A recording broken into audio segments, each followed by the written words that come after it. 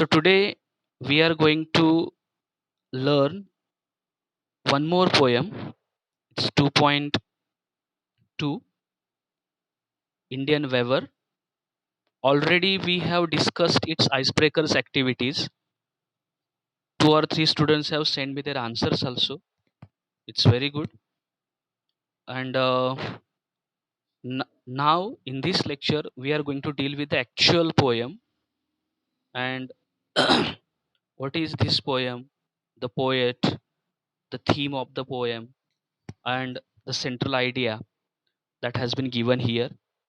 This poem is written by Sarojini Naidu, a political activist, feminist, and the first Indian woman who became the president of the Indian National Congress. Absolutely, she was considered a very important figure in India's struggle for independence, and her work as a poet earned her the title that is Nightingale of India. Yes, Sarojini Naidu is known as the Nightingale of India. Uh, she also has uh, her impression in politics, in administration, and as I told you earlier, she is a feminist. And you know that the meaning of feminist. Last year we discussed about it in the very first lesson 1.1. That is supporter of the feminism. So this is a poem once again in Indian context, and therefore, as we enjoyed the lesson of R.K. Narayan, in the same way, we are going to enjoy this poem because Indian accent, Indian culture is very well described here, is very well uh, put before us. What is given in this poem? Indian Weaver is a short poem, and here the poet talks about three types of garment that the weavers weave, that is knit, KNIT, at three particular times of the day. And each stanza of the poem represents three important events of human life. They are the birth, that is the childhood, adulthood, that is the young age, and the death, that is the old age.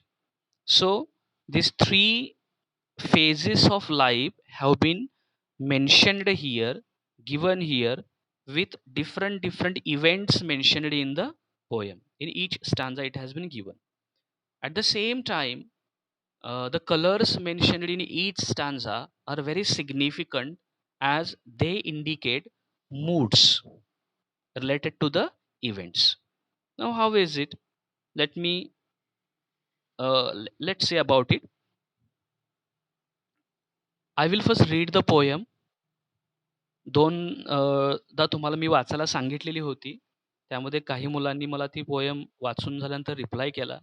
Some students also gave me the central idea of the poem. I appreciate them because they were almost true. What has been given? Look, let me read it for you. Very easy to understand, very simple language. Indian weavers, weavers weaving at break of a day. Why do you weave a garment so gay? Blue as the wing of halcyon wild, we wave the robes of a newborn child. Weavers waving at fall of night, why do you wave a garment so bright? Like the plumes of a peacock, purple and green, we wave the marriage jewels of a queen. Weavers weaving solemn and still, what do you weave in the moonlight chill?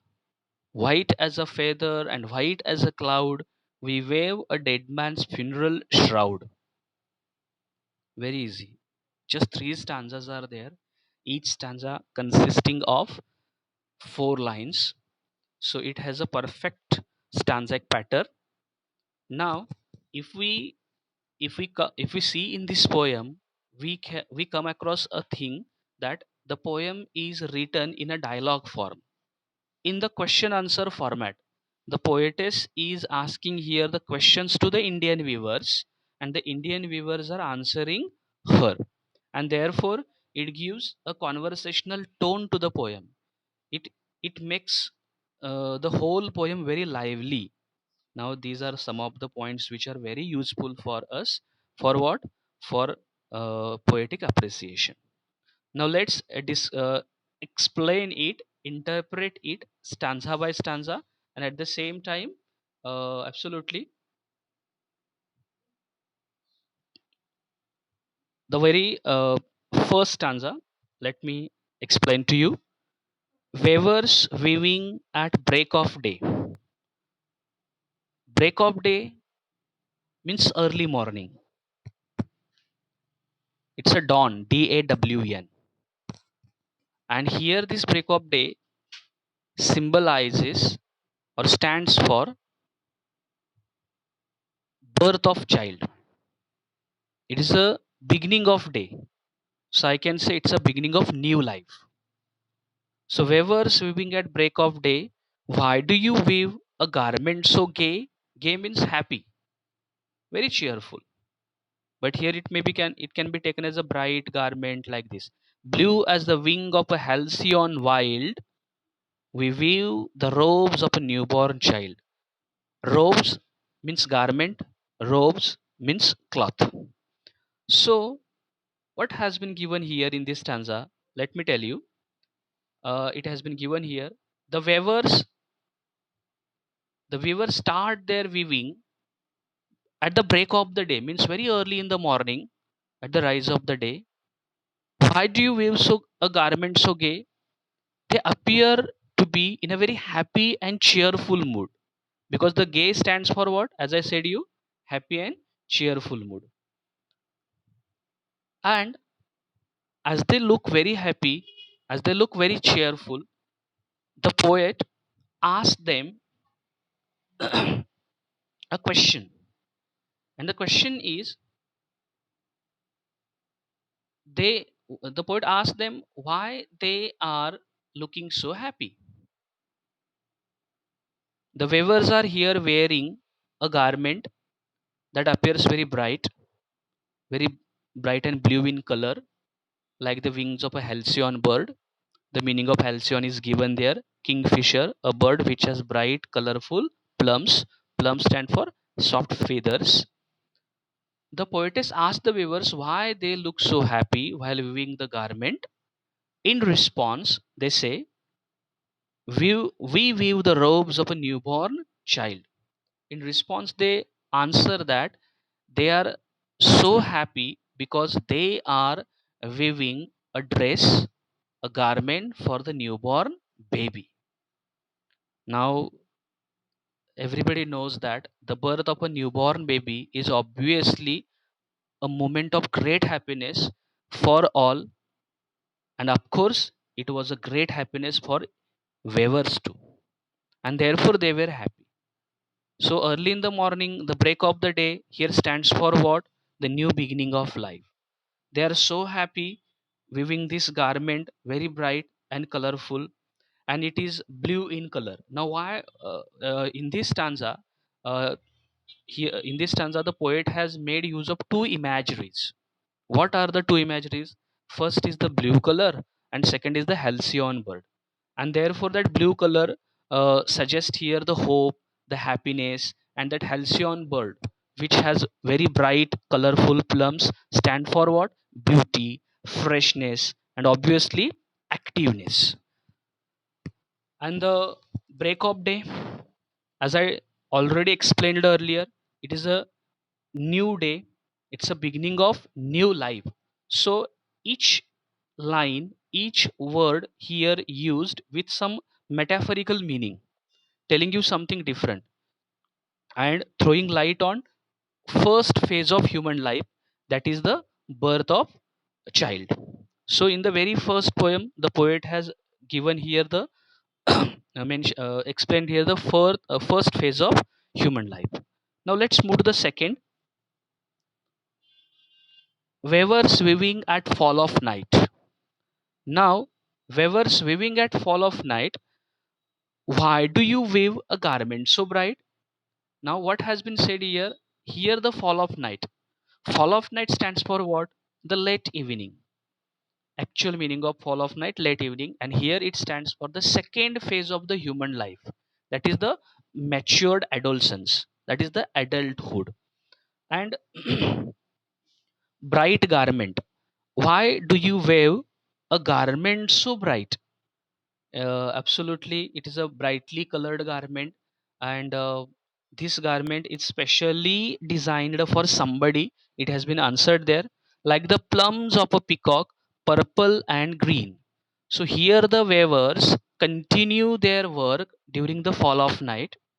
They are weaving a garment which appears very bright and purple and green in color, like the plumes of a peacock, like the feathers of a peacock.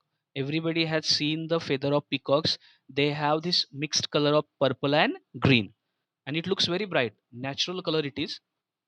The poet asks again the weavers why they are weaving so shiny, glittery garment. In response, what they answer? We weave the marriage veils of a queen.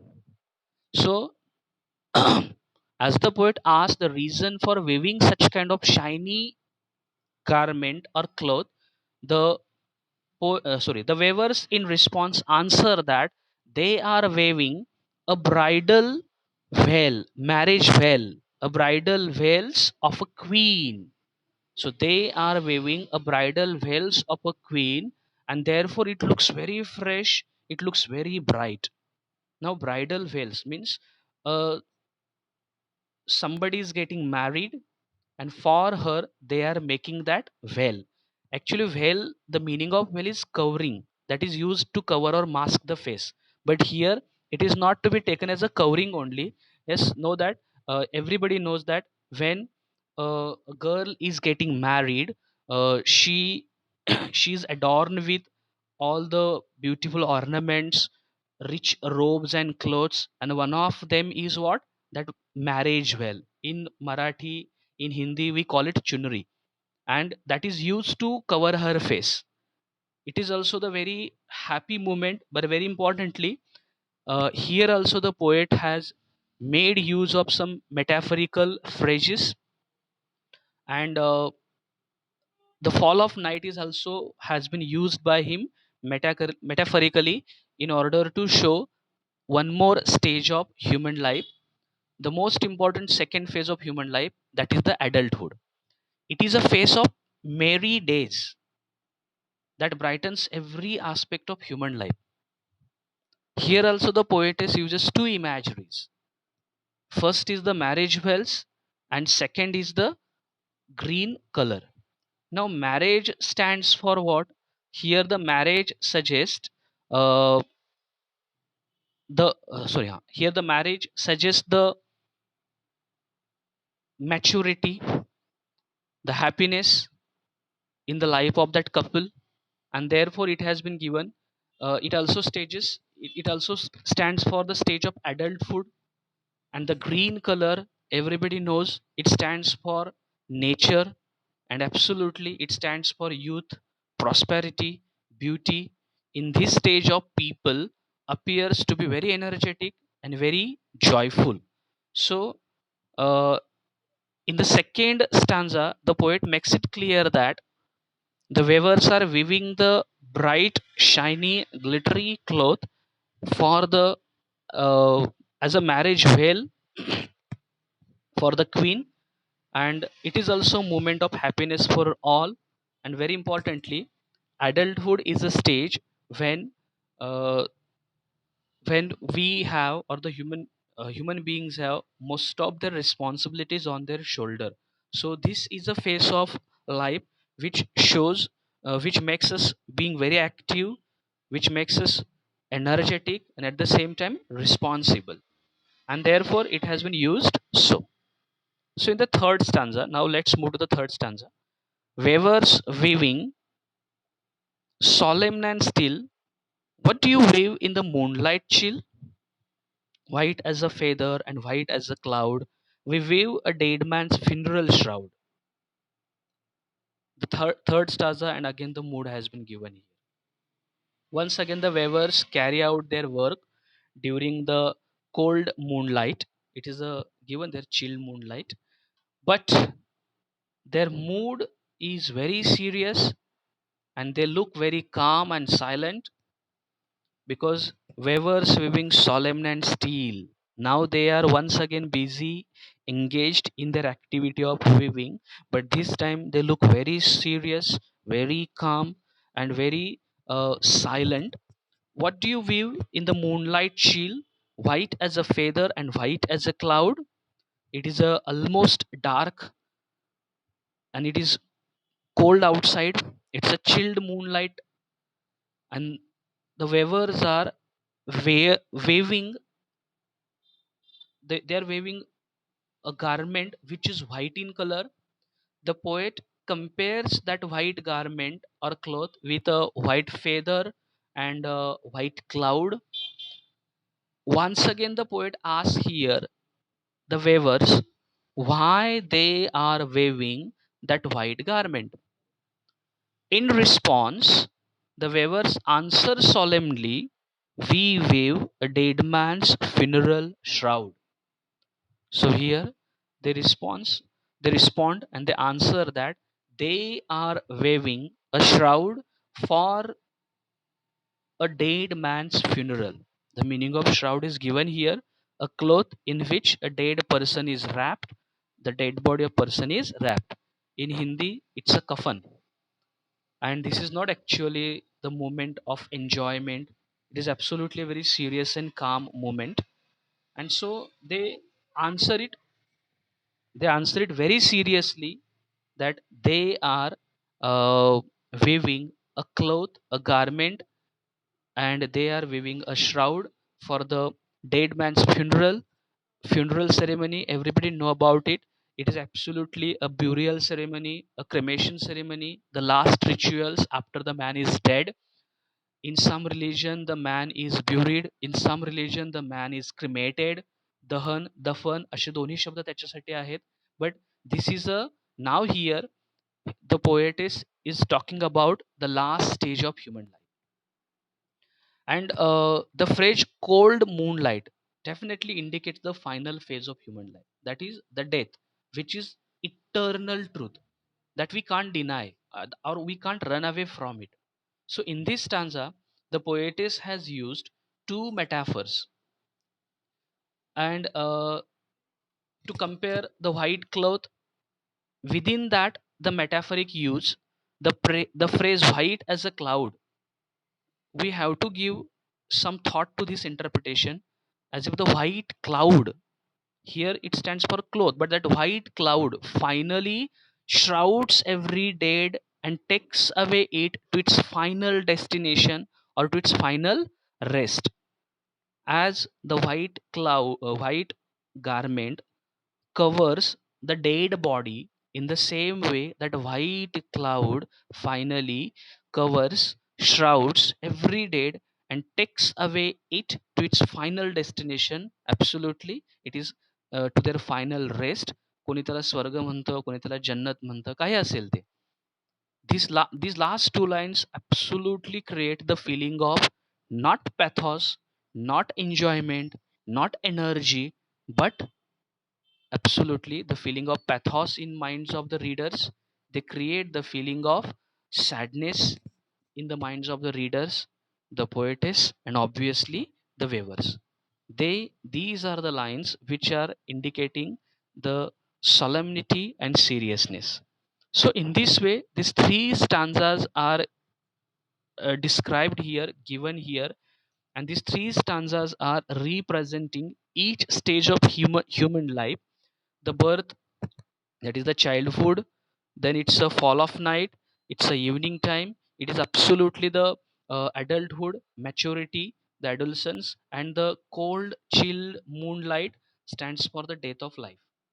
So the human cycle completes here, and Sarojini Naidu uh, has shown it in a metaphorical way using different imageries and the colors. That blue color, absolutely blue color, stands for the hope.